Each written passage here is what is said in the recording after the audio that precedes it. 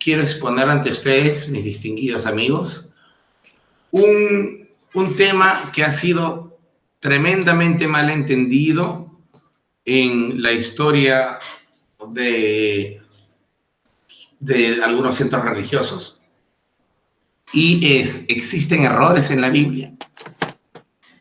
Si tú le preguntas esto a alguien que no ha estudiado la Biblia, solamente que la ha leído sin estudiarla a fondo, te va a decir, no, hermano, imposible, Dios le escribió, no hay errores.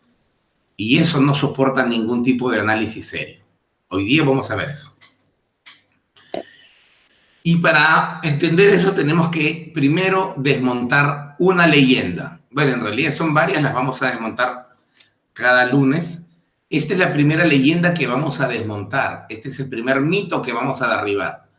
La primera leyenda urbana que existe en la mayoría de iglesias es la siguiente. La leyenda más grande y extendida es creer que la Biblia proviene de una especie de dictado de Dios, de donde se deduce además que está libre de todo error y es válida tal cual, literalmente, para siempre, inamovible y en cualquier cultura. Todo se debe aplicar. Estas personas que creen que Dios dictó la Biblia literalmente no tienen la menor idea de cómo se formó el texto sagrado. Y tienen que entender lo siguiente.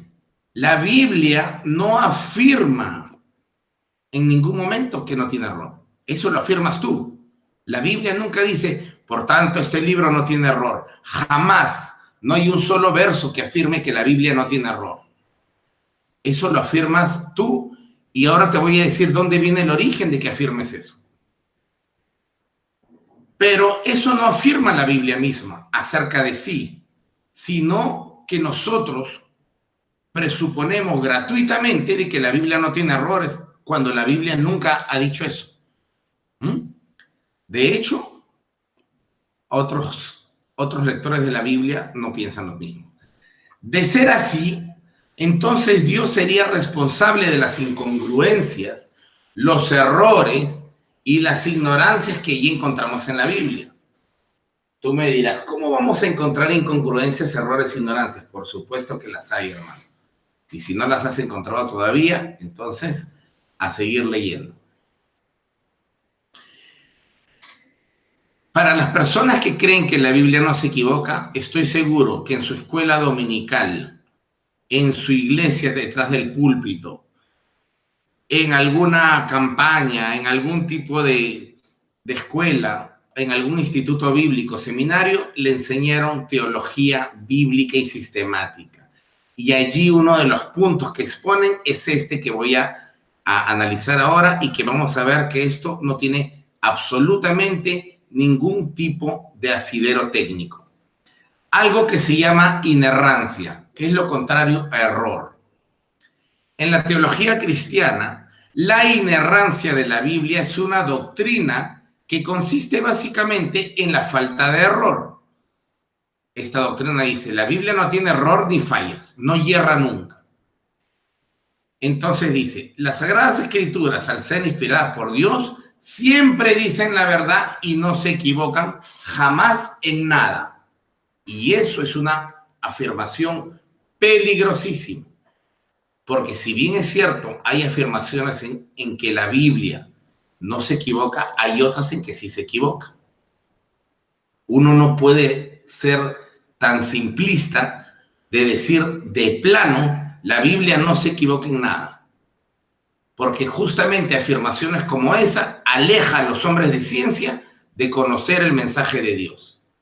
Ninguna persona que haya estudiado a nivel universitario va a comerse, va a tragar entero lo que tú le dices. Ninguna persona que se haya educado a nivel universitario o superior va a tragarse entero la idea de que la Biblia no se equivoca. Porque la Biblia sí tiene errores de información, de carácter científico y de carácter histórico. Los tiene. Y hoy día vamos a analizar solo uno de los muchos que tiene. Sin embargo, y quiero que vean de dónde nace este tema de la inerrancia. el teólogo Juan Stam, un teólogo evangélico, bien, y pongo evangélico porque el 90% de los que nos ven son cristianos evangélicos, un pequeño porcentaje, gente de la colonia judía y también un pequeño porcentaje de amigos católicos, pero el grueso son amigos evangélicos. A todos yo les digo hermanos porque no creo que mi forma de pensar me haga mejor o menor que otro. Yo los quiero a todos como hermanos. Qué bueno que aclaré eso, profe, porque ese comentario me lo hicieron en la semana, que porque usted le decía hermanos a todos. Bien, yo pienso en verdad y me conduzco en mi vida como los grandes pensadores de la historia y aprendo de todos ellos. Aprendo de Jesús, muchísimo de él, sin lugar a dudas, pero también aprendo de Mahatma Gandhi, también aprendo de la Madre Teresa, aprendo de Nelson Mandela y de la nobleza de Martin Luther King. Intento aprender de cualquier persona que haya dejado un rastro de amor y de bondad en este mundo. Y yo les digo, hermanos a todos, si no me quieren decir a mi hermano, a mí me tiene sin cuidado, pero para mí todos son mis hermanos. Gracias, Carlita. Sin embargo, a diferencia del pensamiento dinámico y fluido, miren lo que dice el teólogo evangélico, cristiano evangélico Juan Stam. El libro lo tienen aquí, Historia de Teología Evangélica.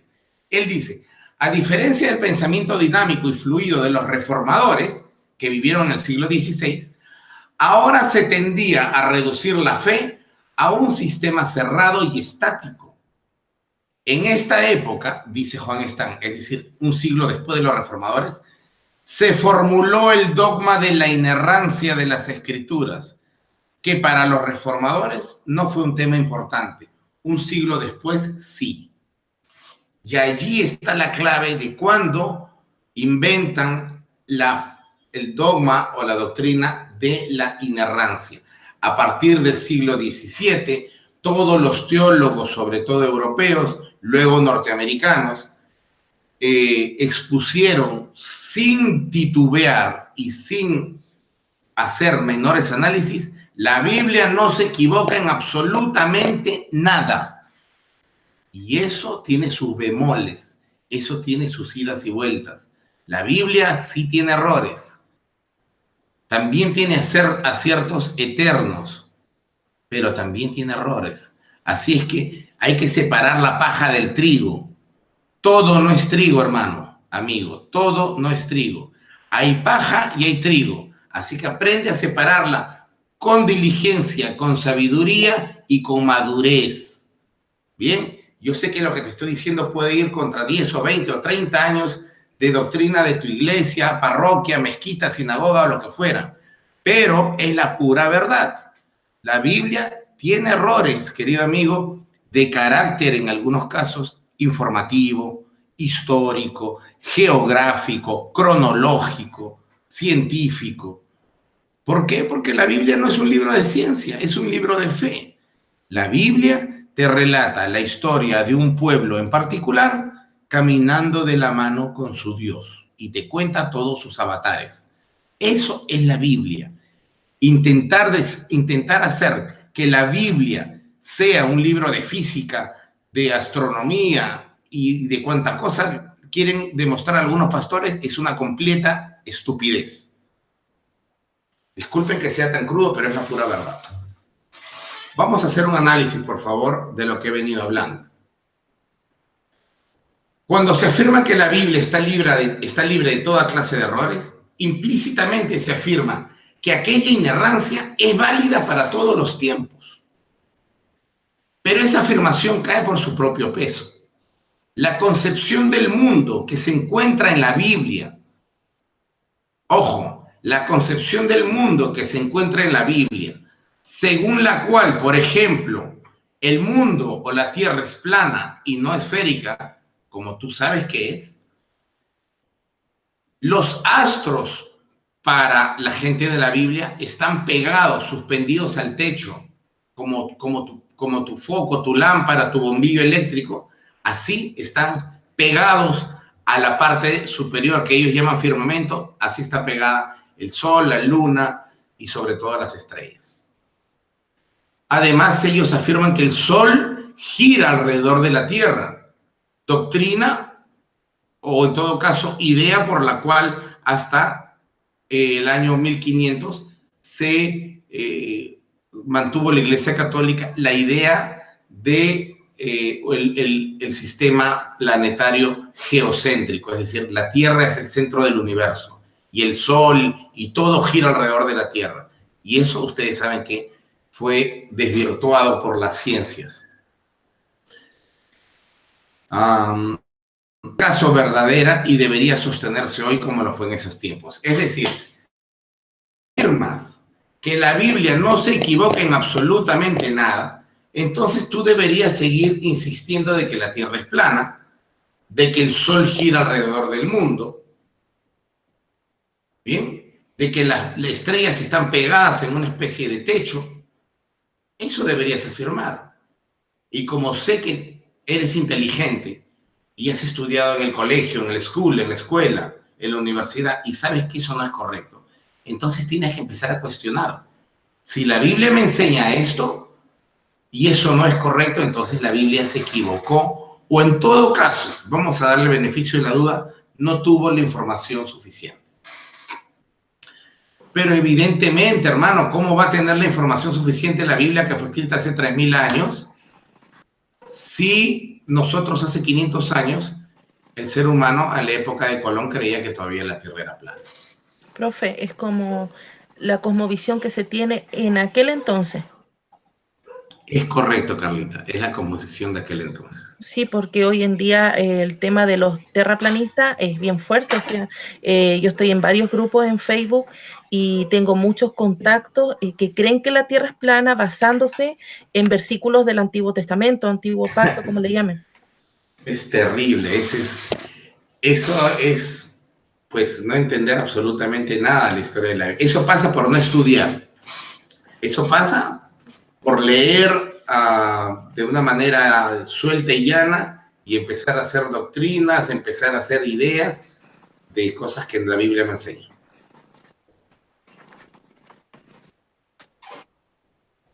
Bien, continuamos entonces.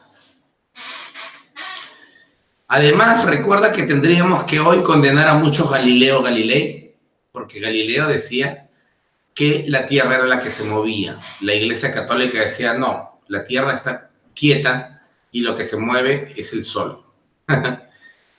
No se pudieron equivocar más la Iglesia Católica. Además, recuerda que entonces deberíamos apoyar el día de hoy la esclavitud, porque la Biblia habla de la esclavitud. Y no solo eso. En el lugar donde te encuentras, si estás en Estados Unidos, Centroamérica o Sudamérica, y donde hay unos jóvenes tan malcriados y tan irrespetuosos con sus padres, deberías matarlo a pedradas. Recuerda que la Biblia dice claramente, aquel joven, aquel hijo que le falta respeto a sus padres debe morir lapidado. ¿A cuántos has lapidado en el último año? A ver, quiero que me envíes tus respuestas. Porque se supone que es así, ¿verdad? Claro que sí. Toman literalmente lo que les conviene. Pero hay otras cosas que desechan. Dicen, no, esa era la época. Así es, exactamente, Carlita. Aquí yo he hecho un gráfico, para que la gente entienda, para que nuestros queridos amigos entiendan cómo se va haciendo la Biblia. Miren, el ser humano está aquí. Imagínate que este es el profeta Elías, ¿bien? Este es el ser humano. O imagínate que eres tú. El ser humano le pide a su divinidad. En este caso llamémosle Yahvé.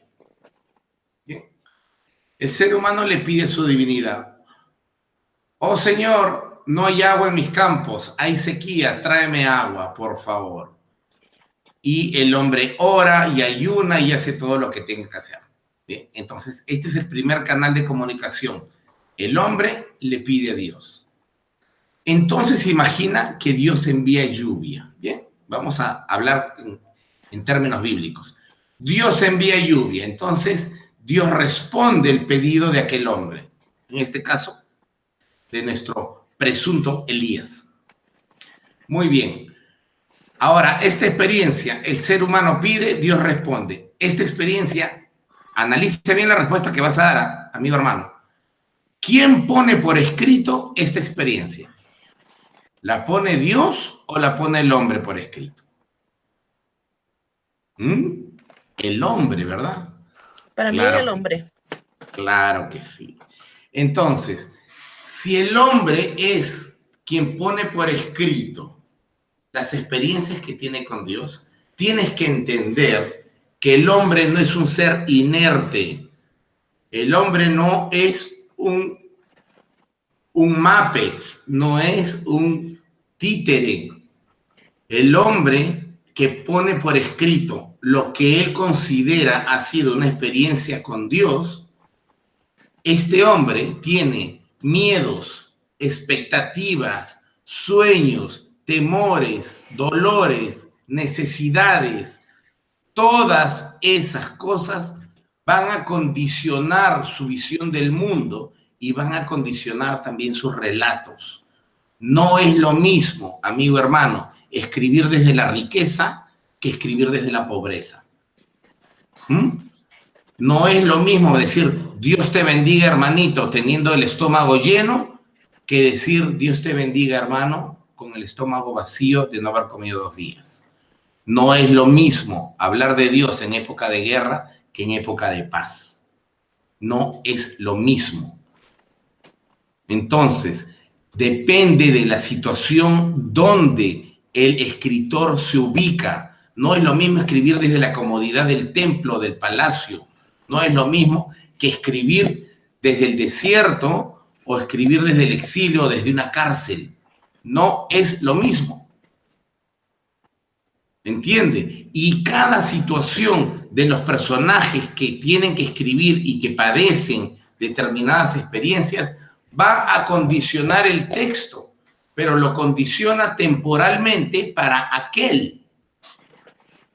No lo está condicionando de manera eterna y perpetua.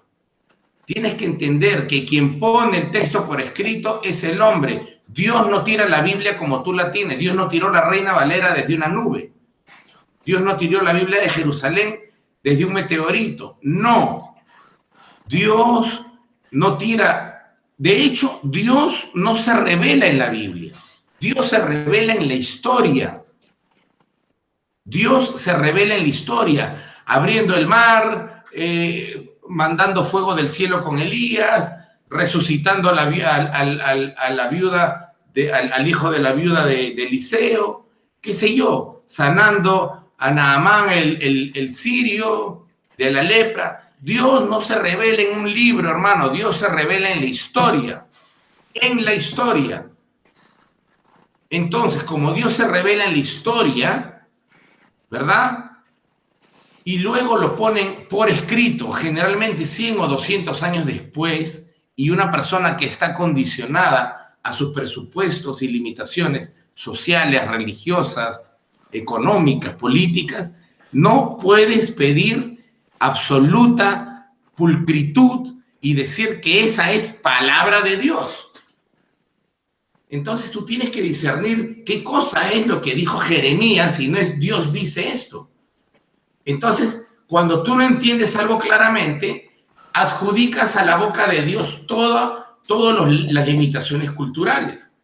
Entonces viene Pablo y dice, la mujer cae en la congregación y tú mandas a callar a todas porque Dios ha dicho. Y no te das cuenta que Dios no ha dicho eso, ha dicho Pablo. Y entonces las mujeres tienen que padecer tal como lo han padecido los últimos más de 1000 años. Pero bueno, cada iglesia y cada religión y secta con sus propios temas. Yo Profe, solamente analizo la Biblia. Adelante, Carlita.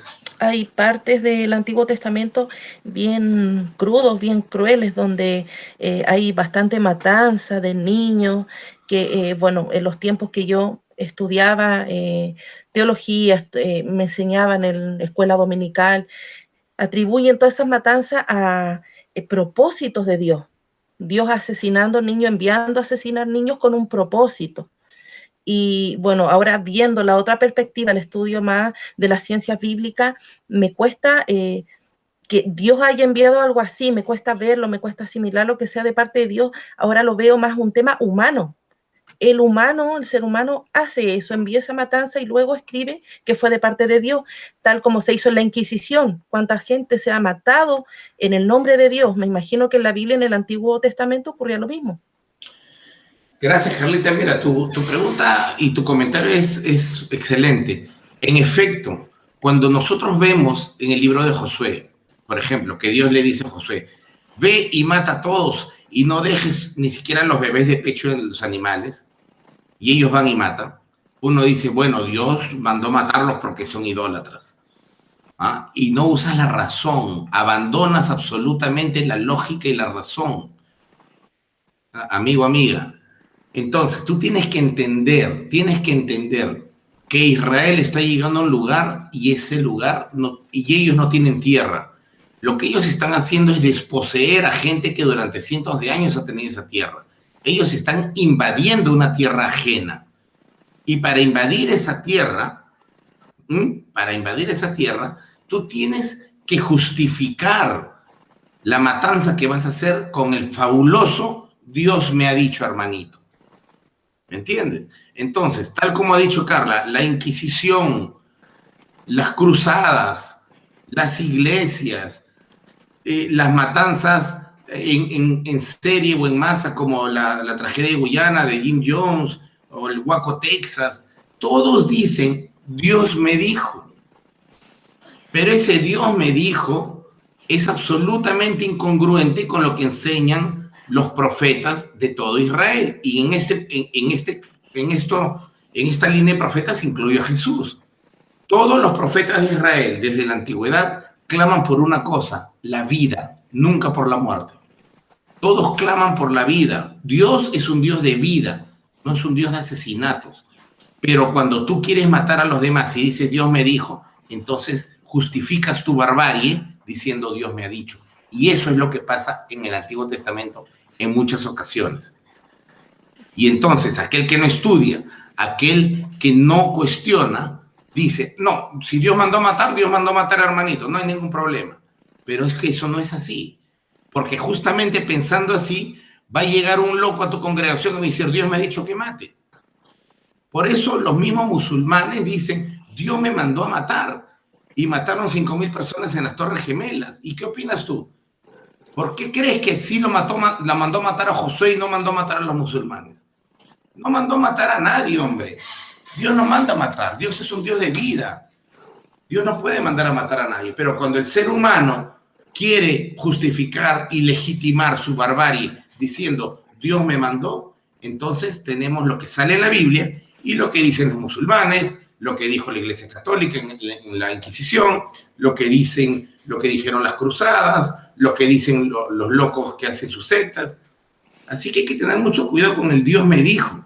Ese Dios me dijo es absolutamente, en el 99.9% de veces, es producto del cerebro de la gente. Nada, ese Dios me dijo, tienes que contrastar bien lo que la gente hace. Claro, acá tengo, dos preguntas bien interesantes de Samuel. No sé si quieres que se las lea mientras tanto. Adelante, adelante. La primera dice, ¿cómo será el futuro de la interpretación bíblica a medida de que se vaya dejando el concepto de la inerrancia bíblica? Porque esto poco a poco, si Dios está entregando estos espacios para que la gente pueda conocer el estudio bíblico, cómo se hace un estudio académico, un estudio serio, como lo que se están dando hoy en día en la radio Tetelestai, va a ir cambiando ese concepto de la inerrancia, de que la palabra es infalible. ¿Qué es lo que va a ocurrir en el futuro? Y acá él deja otra pregunta. Dice, ¿cómo educar a las personas sin provocar un terremoto en sus creencias fundamentales? Toda educación va a generar un conflicto. Toda educación va a generar conflictos porque vas a sacar a la gente de su sitio de confort mental. Pero es parte de la educación romper paradigmas, querido Samuel. Por otro lado, yo quiero dejar en claro una cosa. Yo no estoy diciendo, y esto lo voy a repetir, yo no estoy diciendo que toda la Biblia tenga un error. Lo que sostengo es lo siguiente. Por favor, escuchen bien para que después no estén hablando, el profesor habla herejías. Yo lo que sostengo es lo siguiente: la Biblia no se equivoca en cuestiones de ética y moral. No se equivoca en cuestiones de amor, de quién te creó, por qué te creó, de tu salvación, de hay que ser bueno con el prójimo, de amar a Dios. En esos temas, la Biblia no se equivoca. Pero en otros temas que son irrelevantes para tu fe, como las fechas, como lugares geográficos y otras cosas, a eso me refiero que hay error, por si acaso. Pero incluso los fundamentalistas no aceptan que ni en eso hay error, y ahí cometen un tremendo traspiés, ¿no? Un tremendo traspiés. Profe, también el versículo bien usado que nos recuerda Efraín es 2 Timoteo 3:16. Toda la escritura es inspirada por Dios. Siempre ocupan ese versículo. Claro que ese versículo no hace referencia a qué escritura, pero ese es el que toman. No, está bien, pero que analicen bien lo que dice, pues. Dice, toda escritura es inspirada por Dios, ¿para qué? Para instruir, ¿para qué más? Para enseñar, redarguir, instruir, corregir. Y corregir. No dice toda la Biblia es inspirada por Dios para que aprendas química, física y astronomía. No, la Biblia es justamente eso. Es un libro que te va a ayudar a caminar bien en la vida, de una manera correcta, a criar bien a tus hijos, a amar a tu esposa, a ser un buen ser humano. Eso es lo que te está diciendo. Y ese versículo absolutamente no va en contra de todo lo que yo estoy diciendo. De hecho, lo apoya, porque yo estoy diciendo que la Biblia en materia de educación, de instrucción, de todo este tipo de bagaje espiritual y ético, no se equivoca. Se equivoca en otras materias. Y es la que vamos a exponer en este momento. Bien, así que 5 minutos más denme, chicos, y con eso terminamos. Y luego, si hay alguna pregunta y yo sé la respuesta, la contestamos. Y si no la sé, pues la investigaremos juntos y la contestamos la próxima semana. Bien. Ya, profe. Vamos a ver cuál es la cosmovisión. ¿Estás viendo la pantalla, Carla? Sí, súper bien. Ah, ya, bien. Distinguidos amigos, esta es la concepción del mundo para el Génesis.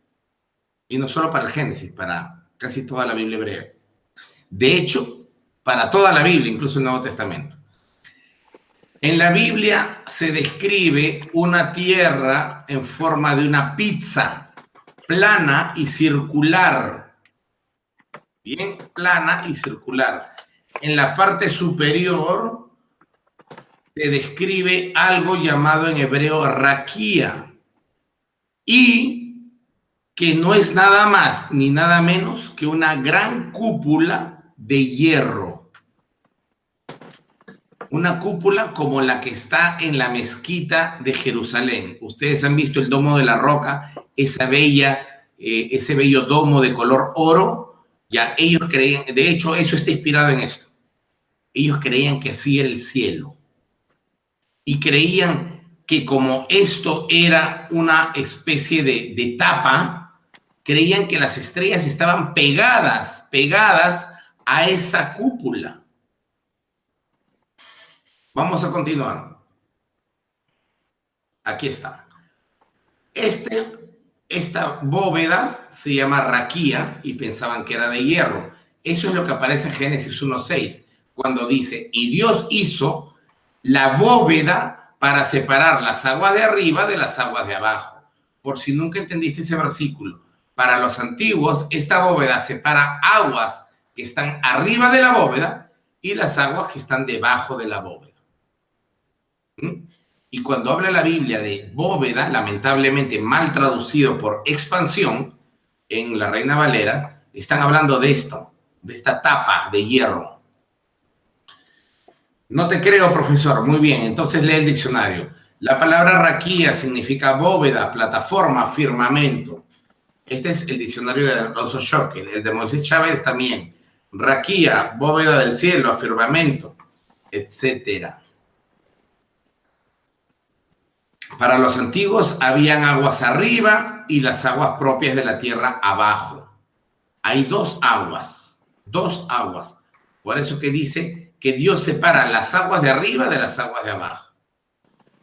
Te cuento además que en el libro de Génesis 7:11, cuando dice que Dios abre ventanas de los cielos, lo que hace, según el pensamiento del hombre antiguo, es que Dios abre una especie de ventanas, o también llamadas escotillas.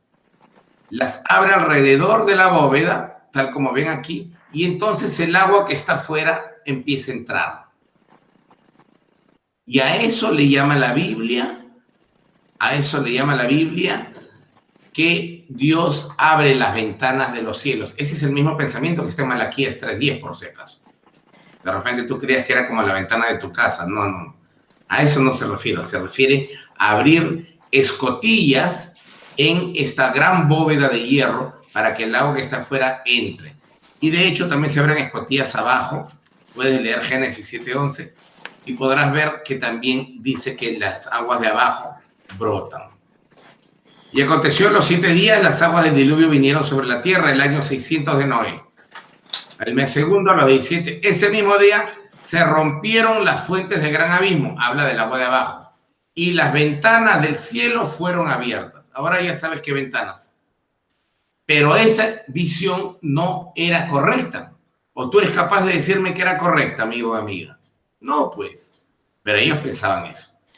Ahora, este es un versículo que siempre lo he escuchado, me lo han dicho, yo enseño en seminarios evangélicos y enseño en lugares donde van pastores, etcétera, y me dicen, profesor, pero la Biblia tiene una profecía de que la tierra es esférica. Y yo le digo, ¿dónde está? En Isaías 40:22, hermano. A ver, vamos a ver. Dice, Él está sentado sobre el círculo de la tierra. Oh, ya ves, aquí dice, ellos sostienen. Y yo les digo, pero ¿por qué no sigues leyendo? No acabes tu lectura, lee bien. Entonces dice, cuyos habitantes son pequeñitos como una langosta. Ahora continúa. Él, es decir, Dios, extiende los cielos, mira bien, extiende los cielos como una cortina y los despliega como una tienda para morar. Claro, tú vives ahora en un departamento, una casa, no sabes cómo se despliega una tienda. Esta es una tienda para morar. Esta es una tienda beduina de la época bíblica. ¿Sabes cómo es? Aquí está el piso que es plano y ellos extienden así en la parte superior como una cúpula para protegerse de los elementos, vale decir, el sol, la lluvia, el viento fuerte, las tormentas de arena. Al hacer eso, proteges. Como ellos solamente conocían este tipo de protección, tienes que meterte en la cabeza de él. No puedes pensar como latinoamericano o europeo del año 2018. Tienes que viajar en el tiempo 3.000 años o 4.000 años atrás. ¿Qué pensaban ellos? ¿Cómo los antiguos hombres se protegían de las cosas malas de la naturaleza? Entonces, si ellos solo conocían este tipo de protección, es lógico que ellos piensen que el mundo también tiene esa protección. Entonces, regresamos. Cuando la Biblia habla del círculo de la tierra, habla del borde de la pizza que ellos creen que es la tierra. Y esta es la imagen para Isaías 40:22. Esta es la imagen de Dios, hermano. Dios sentado sobre su trono, sobre todo, y está sobre el círculo de la tierra. No está hablando bajo ningún punto de vista que la tierra sea una esfera como tú y yo hoy sabemos que es. Entonces, dime nuevamente, ¿esto es cierto? Me vas a decir inteligentemente, no, eso no es cierto, profesor. Muy bien, bienvenido entonces a una lectura correcta de la Biblia.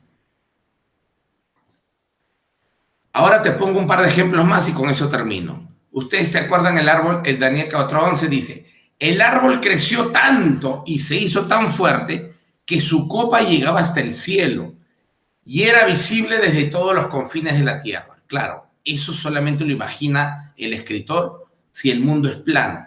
El árbol crece tanto que lo pueden ver incluso desde los bordes de la tierra, porque ellos no tienen idea que la tierra es una esfera. A ver, si el árbol crece en China, a ver si yo lo voy a poder ver. No, por más alto que sea. No podría porque estoy al otro lado del mundo. Pero si es que este árbol crece en un mundo plano, claro que lo voy a ver cuando esté bien alto y yo esté bien lejos. Voy a poder verlo. Y de hecho, esta es la misma historia que se habla con Jesús.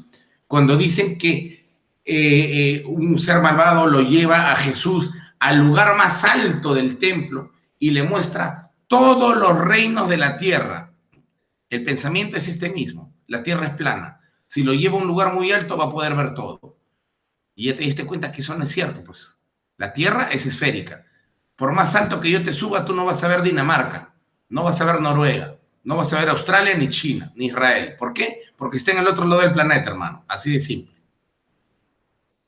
Finalmente, Eclesiastés 1:5 dice: sale el sol y se pone el sol y se apresura a volver a su lugar donde nace. Para el autor de Eclesiastés, el sol sale aquí, ¿verdad? En el oriente, luego da todo su camino y luego se guarda y luego se va por abajo y vuelve a salir. Esa es la idea de Eclesiastés 1:5, idea que sostuvo la Iglesia Católica hasta el año 1500, 1600, cuando empiezan los científicos y los astrónomos como Galileo y otros más a exponer la ciencia que están ellos trazando. Voy a citar algunos libros, como siempre, el diccionario bíblico de profesor Luis Alonso Schockel, ya lo he recomendado muchas veces. También voy a recomendarles un solo libro, nada más, un solo libro que está en las redes, es económico, es barato, lo puedes comprar en físico y es muy barato, no pasa de $10 en ningún país de América. Y se llama La Biblia sin mitos. El autor es un antiguo profesor mío, el profesor Eduardo Arens, y está impreso por Ediciones Paulinas. Es un solo libro el que quería mostrarles el día de hoy. Bueno, un segundo libro también para los amigos que les gusta leer la editorial CLIE, Introducción a la Biblia Hebrea, del profesor evangélico Samuel Pagán, editorial CLIE, y ellos ambos hablan exactamente lo mismo que yo les he dicho. Así es que, no, el autor anterior es católico, este autor es evangélico, pero cuando tú estudias ciencias bíblicas, amigo, no hay religión. Las religiones y los dogmas y todo eso solamente son vigentes cuando haces apologética y cosas por el estilo, o quieres demostrar que tu fe es superior a la otra, etc. La investigación bíblica no quiere demostrar qué fe es superior, no le interesa la fe. A la investigación bíblica le interesa la verdad inobjetable, lo que se puede demostrar a través de fuentes, lo que se puede demostrar a través de evidencias, no lo que yo creo, no lo que yo supongo. ¿Qué puedo demostrar con el análisis textual, con el análisis antropológico, con el análisis histórico, con el análisis epigráfico? ¿Qué cosas puedo yo demostrar? Eso